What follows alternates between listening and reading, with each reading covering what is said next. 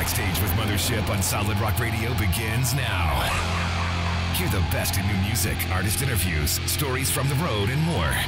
You are now backstage, and here's your host, Mothership.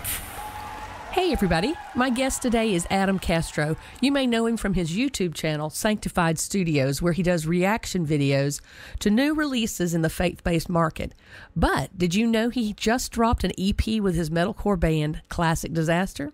Well, let's go. Great to meet you. Long-time listener, so That's sweet. I'm thankful that there's people like you who are speaking into the community and creating content surrounding the music. And before ever creating music in the community, the whole family been a voice of truth and encouragement to me over the years. And so it's just awesome to see, that family be extended to content creators that are, speaking life into it, encouraging it, helping us to keep going, helping them to keep going. Absolutely. So which came first, the chicken or the egg, the studio or the Classic Disaster band? Definitely the Classic Disaster band. Yeah. Originally, it was me in my new apartment. My wife and I had just gotten married, and it was in the middle of COVID. So it was May 2020. And I was like, I need to start writing music. It was something that I kind of put off because I wanted to gain some momentum in my career as a personal trainer. I was trying to earn money so that we could get married. And music just kind of got put to the back burner. Helping out even in worship ministry got put to the back burner. And then when COVID happened, I was like, there are some big things that mean a lot to me that I've not done in a long time.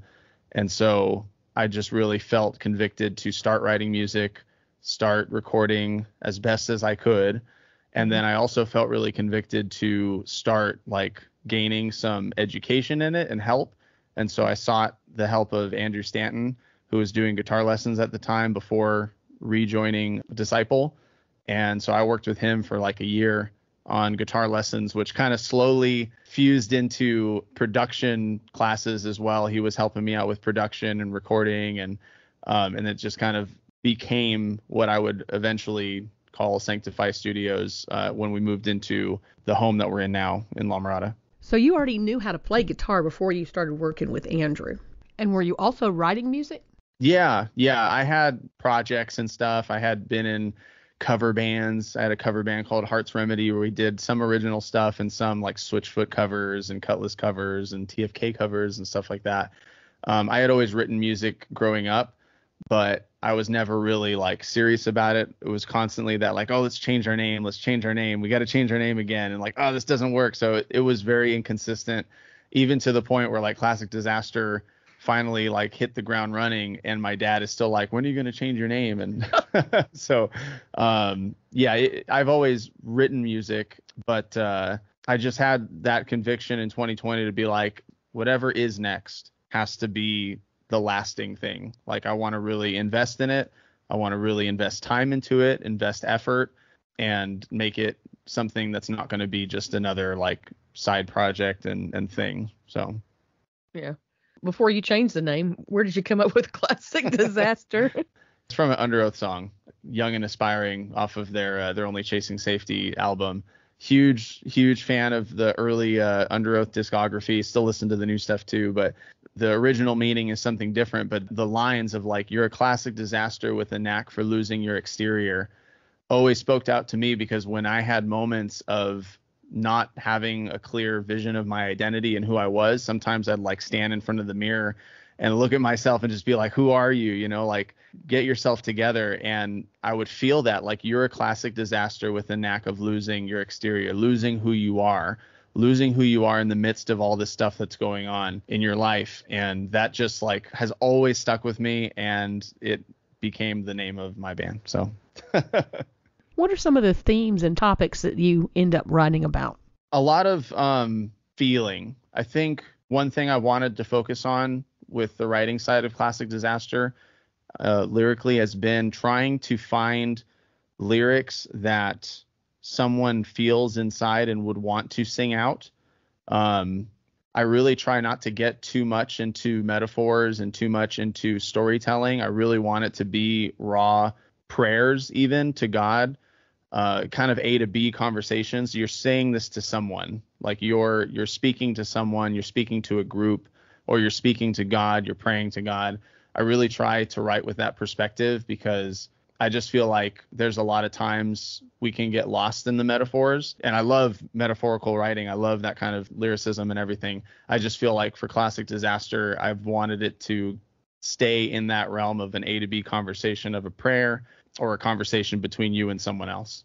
Now, how does the actual creative process of putting a song together happen for you? Do you have people that work with you on that?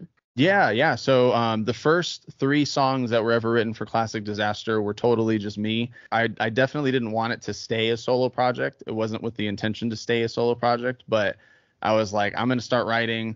I'm going to start working with Andrew Stanton. And I started writing 3 songs for what was going to be the phase 2 of Contagion Fest. So I got to meet like Nate Parrish through that. I got to play with Amongst the Giants on there.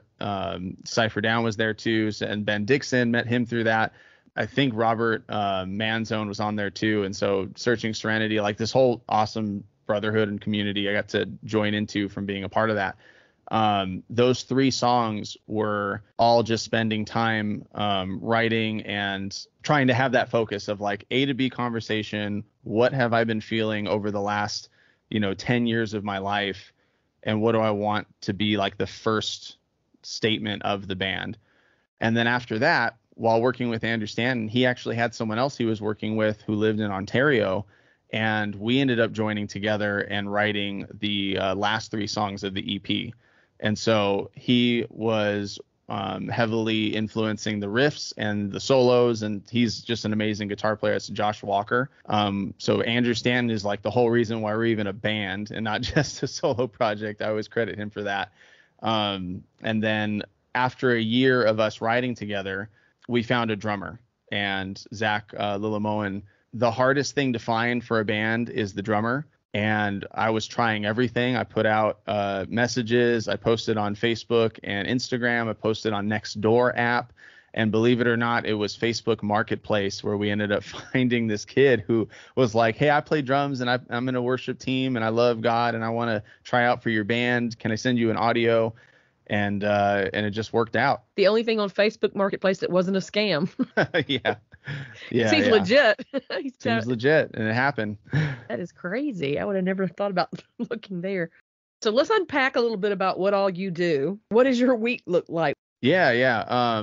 The basis of my week is personal training throughout the day, so morning and then the evening. Those are all scheduled in the morning and the evening. And then I'm a worship leader as well at my church in La Palma, Faith Fellowship. And that's on the weekends. So we'll do a practice before church, and then we'll do our service. Sometimes there's meetings, sometimes there's special events. So that pretty much takes up the mornings, the evenings, and then the weekends.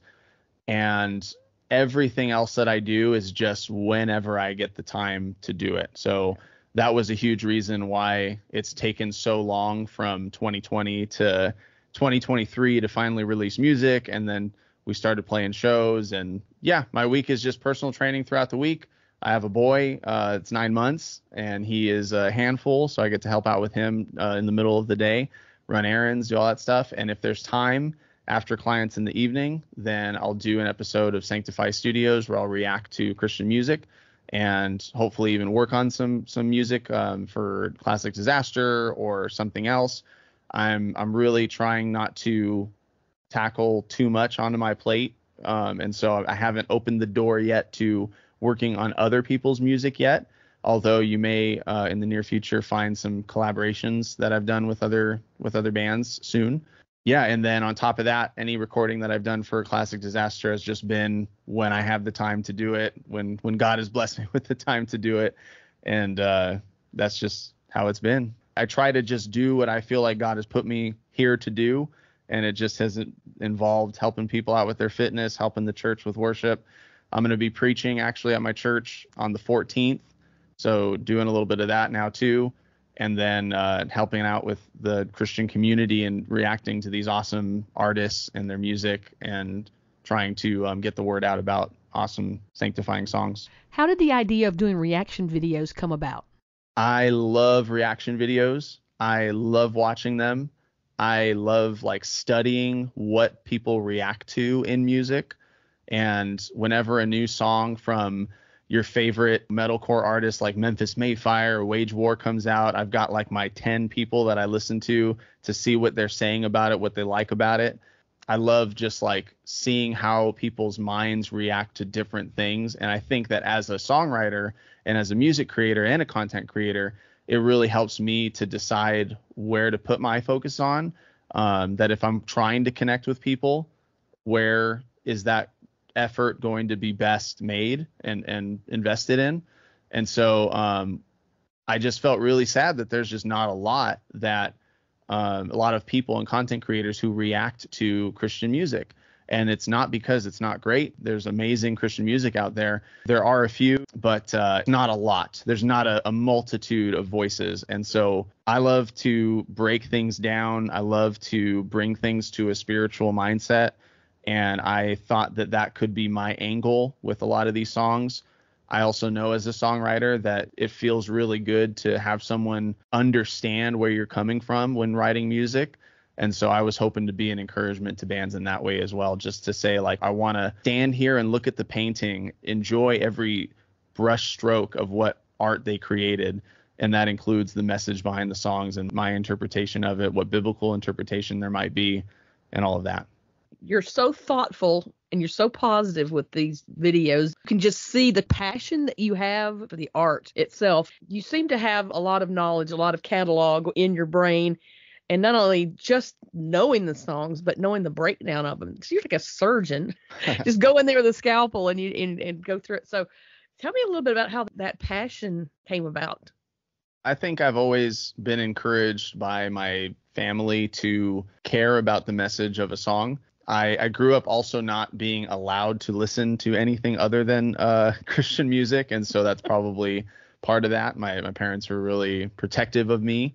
I was a very impressionable child, evidently. And I think they took that and just tried to spin that in a positive way. My mom came home one day from church with a CD with, I think it had Cutlass on it, Switchfoot on it, Jeremy Camp on it, and maybe Thousand Foot Crutch on it. But like it was some soft rock, CCM rock stuff. And I just absolutely loved it. And I got hooked on it. And I wanted to know more. I wanted to always listen to more. And we had a Christian bookstore that was close by. And I believe that's where I got a lot of like the ex-Christian rock hits CDs from. And so I was watching a lot of the DVDs of that and listening to the compilations of that. And so whenever I'd find a band that I was just like, oh, I really love the sound, I ended up just trying to find more of their music. So I think I found like Project 86 through them. I think I found Showbread, other bands like that. I had adults in the young single adults group who would hand me CDs when I was in youth group, and they'd be like, hey, check this band out, Pillar. And they'd give me a little CD with all the files on it, and a lot of illegal pirating of CDs, unfortunately. So a lot of sharing of ripped and burned CDs. Amen, brother. with a young Adam. But yeah, I've just always been open to more Christian music. I've always been open to seeing how different Christians are going to have an application of creating music and art with that Christian perspective. And I love seeing how there's different applications of that. There's the like just straight up metal worship stuff. There's the stuff that maybe doesn't mention God at all, but it's got a positive twist to it, or it's got a non-explicit telling of the truth of what they're going through in their lives, or it's a blend of both. It's like, this is life, this is how it is, but there's still hope, and there's still God, and there's still him working in my life.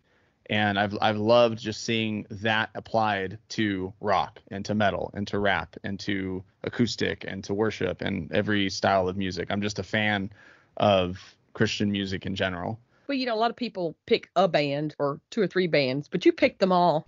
I've stood by this. Disciple is my favorite band. I've stood by this for a couple of years now. They are definitely my favorite band because I think you can have bands that sound amazing and just don't have that ministry mindset. And you can have bands that have the ministry mindset, but just aren't as seasoned and as crafted as a band like Disciple. And I really, in so many different ways, as a Rebel Society member, as a longtime listener and fan, as someone who's gotten to have conversations with members and everything, like Disciple has been the, like Paul saying, imitate me as I imitate Christ. Like that's been the band that I've really admired over the years more and more. TFK was my favorite band growing up, and they still have a special place in my heart. I'm a sucker for some cheesy lyrics and good riffs. When I'm in the gym, the TFK is a regular. So, but yeah, I've just really appreciated seeing how different Christians still stay true to their faith and still have different applications of creating their art in all these different genres. Absolutely. And honestly, all of it is going to reach different people at different times. You know, Classic Disaster, like I said, our goal isn't necessarily to create metaphorical music or even create music that is geared towards just worship. Anybody who has a conversation with me and knows me is going to know, like, my heart towards worship, my heart towards God, my heart towards the Christian community, everything like that. But I have definitely clung to songs a lot of the times that just meet me where I'm at in emotions. And in 2022, my wife and I experienced a miscarriage, and there was a lot of really, really dark feelings. I had 2 playlists on my Spotify. It was It Is Well With My Soul, and then I had It Is Well With My Soul, Even If It Doesn't Feel Like It. It Is Well With My Soul, a lot of encouragement, a lot of just like, I needed moments of having hope.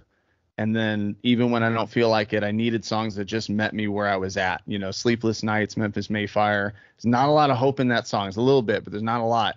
It just meets you with the words that you want to pray out to God. Too Close to Touch, you know, like, God, I question your judgment. Why did you do this? You know, a lot of these lyrics that just meet you where you are.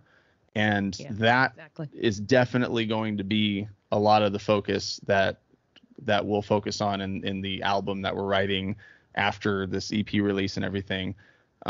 This EP release was kind of everything before that, and I've held back from from writing from that emotional place that I was in and am in. But that's definitely going to be where I pull from in future songs in the album that we're writing. From supporting musicianaries to being a musicianary, has it changed you? I don't even know how to be different, to be honest. I've gone to a Disciple concert and talked with them, and I'm just fangirling over all the guys because, you know, like I honestly, I know there probably should be a difference, but I can't help it. I lined up and had them sign my Skeleton Psalm CD, and you know, it doesn't feel different for me. Like, I'm just another, like, faithful follower, not of them, but just of the calling that they had to go and do this. I still don't feel like I'm one of the like Christian, you know, rock and metal people, you know, like I'm still so much a fan of them and of their music. Convictions came through and we got to open for them. And I felt like, should I even step into the backstage? You know, should I even be in the green room? Cause like, they're so awesome. And so I don't know if there ever will really be a change. I'm just such a fan of, all the music that's come before me and my music. And I think that, like, right now, Classic Disaster is so focused on just being really appreciative of any opportunity we have inside the Christian community. But our focus has really been on working with promoters locally who have allowed us to come in. And we played at a bar outside, and that was like one of the best shows that we ever had. We're playing at Chain Reaction and doing a lot of shows there. We finally found promoters that weren't pay to play, and so they're letting us come on and do our own marketing and not have to, like, feel like we're gonna suffer for whether we have a big turnout or not. And so that's kind of been our focus with shows. And then as far as the Christian community, we've tried to partner with as many content creators as possible that it would just give our music that time, and we appreciate all of that. I've driven 6 hours to go to a Disciple show in Arizona because that was as close as California they would come. Saw Disciple, saw Spoken there, saw Amongst the Giants there, and got to talk with the family there and just said, hey, we're a band from California. If you guys are ever doing anything over here, we'd love to be a part of it and just be another band that is trying to give this kind of message. And whether we're invited to play or not, like I still go and do these things. Brian Head Welch was over with Nate Parrish in Bakersfield. My buddy and I drove over to Bakersfield and wanted to be a part of it. So, you know, I'm just such a fan of everything that's going on. And so for me, there is no difference. I was really trying to contemplate driving over to a live fest to go see Pillar and to be a part. Like, I'm so envious of the community that has been built over at a live fest, at Kingdom Come Festival, at Soul Fest, you know, all of the stuff that's going on over there, not in California. I'm so jealous, and it just reminds me of the days when we used to have stuff like that with Spirit West Coast and Fish Fest. But you know, I'm patient. We're a new band. I'm hoping that there will be opportunities in the future for us to be able to come out and to be a part of that. Let's switch gears. Tell us about Classic Disasters EP. Originally, the songs were going to be all mixed and mastered by Robert Manzone. So I want to give him love because he helped us to get those first couple singles released, and we were so excited about that. He is currently singing with Blood Comes Cleansing. I think that's the band. So he's just this awesome dude. He's a youth group leader, and then he was also doing these cover songs. He's in Searching Serenity. He just started a hardcore. He's just this guy who does 10 things. He's another awesome dude with a great heart. And we were just dragging our feet, and he had this opportunity lined up, and he knew that his ability to work on stuff was going to come to an end. And so we're like, okay, let's do To the Ground. Let's do Escape. And then I told him, look, we're dragging our feet on this. We're doing it when we have time to. I'm going to just do the rest of the songs and then remix and master the songs ourselves. It helped us to also keep costs down because we all live in California, unfortunately. And, you know, I know everybody's budgets are tight lately, but for California, it's a lot. So I had felt like I had built up enough of the skill to be able to release this EP with the tools that I had at the time. So To the Ground was the first release, and it was interesting to have Sanctify Studios, where I do break things down in a biblical and spiritual way, try to have spiritual application with a lot of stuff. And then we came out with To the Ground, and we had people questioning whether we were a Christian band or not, because To the Ground is not this song that references biblical things. You know, it wasn't a worship song. It was a fun song. And we wanted it to be a fun song as the first song that we released. I grew up with TFK, Throw Up Your Rock Fist, right? Like Cutlass, The Feeling, right? Like there's these songs that were always the first single that just caught you because they were so much fun. And I had no clue that there were going to be people being like, this isn't a Christian band, and questioning our faith because we didn't say anything, which was just so funny. And honestly, like at this point, I feel so confident in what I wanted to write about and what we did write about. It didn't really faze me, but I'm also the kind of person that wants to like give an answer for everyone that has the question. So I would be there answering everybody's questions. No, we're part of this community. And so the next song that we released was Escape, and that definitely had more faith themes in it. That song is definitely a prayer to God. That song is definitely like, I am dealing with all this stuff that I can't really escape, whether it's an addiction or whether it's a struggle, whether it's a situation that you can't find yourself out of. I am not being the person that I want to be in this situation. There's a part in the song where I yell out, I'm not the man I thought I'd be. I'm nowhere close. I keep trying to do this on my own, but in the end, I'm on my knees again. And that kind of sums up the whole message of the song. I need an escape from this. And, you know, the verse that kind of ties in that message is that God will always provide that way of escape if we look for it. Definitely more of a faith theme. I think that kind of softened anyone's concerns as to whether we were a Christian band or not. But that was kind of the heart of the band, is a song like that. It's just a song where it's like, hey, this is where I feel like I am. I'm in this place that I feel like I can't escape. I feel like I'm stuck. I feel like it's consuming me. And God, I need your help to escape. I need your help to escape this. And that's kind of the direction that we tried to take a lot of the songs. Our third single was Broken System. And Broken System is a lot about abuse of power within the church and abuse of power within any kind of organization. But I was recently involved with a church that had a pastor who was hiding things in his past and hiding things in the finances, and it ended up blowing up, and he left the church and all this stuff.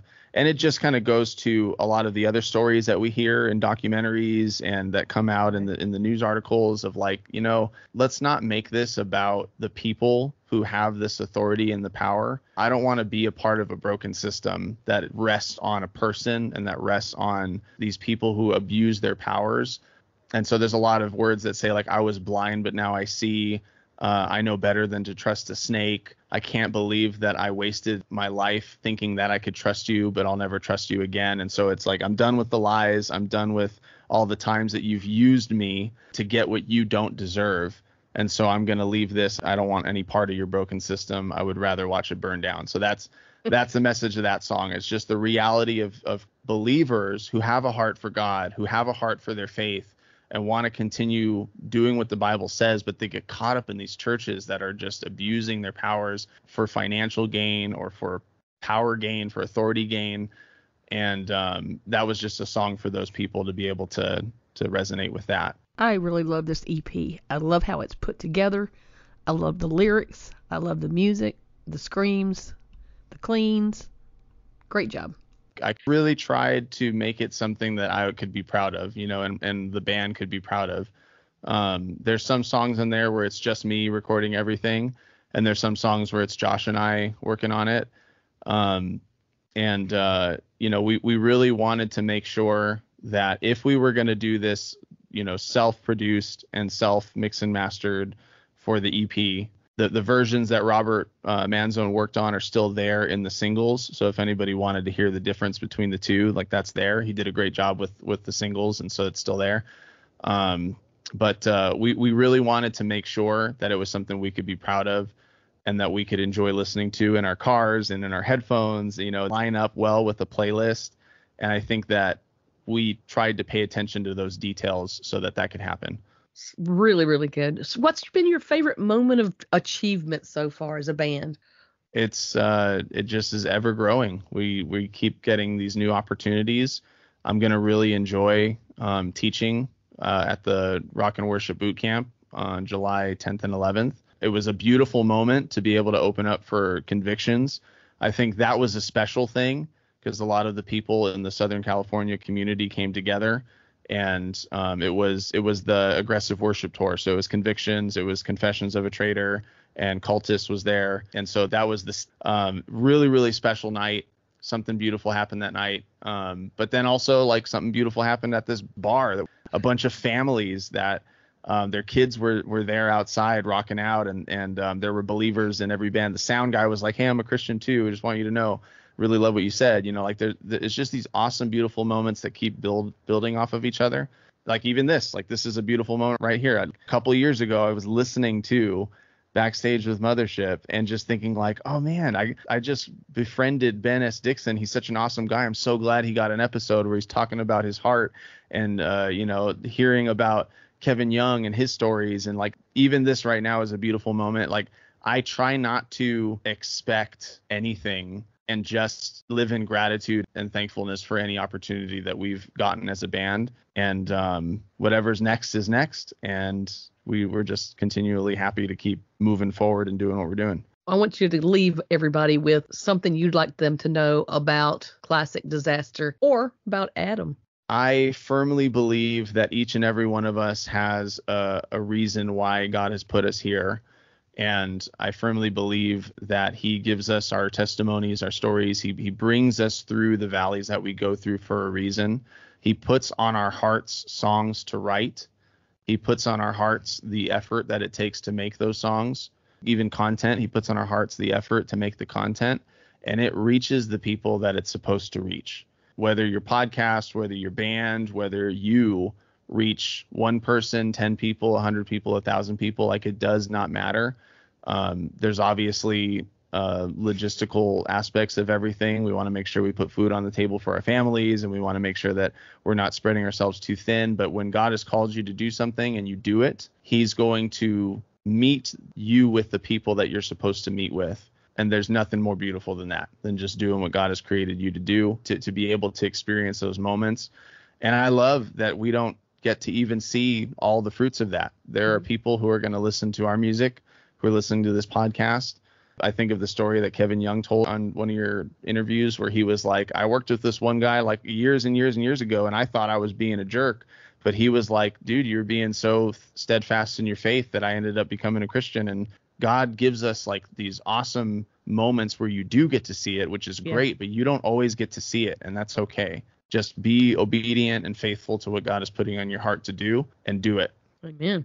And with that, it's a wrap. Thanks for bringing some of the West Coast to the East Coast, and I hope to see you out on the road. Thank you so much for the invite, and I'm excited for the next episode. Thank you. Good night.